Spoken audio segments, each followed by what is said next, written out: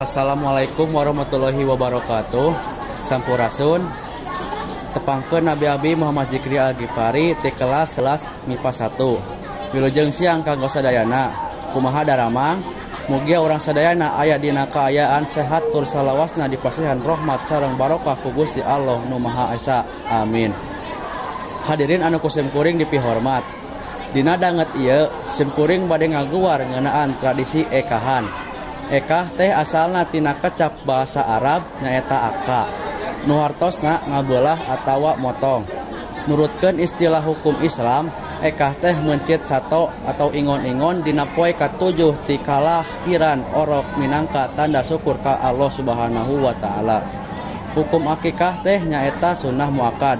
Hartosna sunnah anu pohara dinasehatkeun pikeun kolot anu sanggup, pikeun anu nanggung balanja anakna. Ekah pikeun budak laki-laki nyaeta 2 embe sarta anak awewe hiji embe. Waragad anu kudu disadiakeun nyaeta embe jeung dipencit. Salajengna embe eta dipencit ku ahlina atawa ajengan sareng maca doa kasalamatan kanggo sadayana. Salajengna dipasak jeung dibagikeun. Kanggo danget ieu tos aya nu nyadiakeun embe jeung akikah nu ngagampilkeun masyarakat meunangkeun embe sakaligus jasa mencitna sakantenan dipasak. Jadi teu kudu riweuh.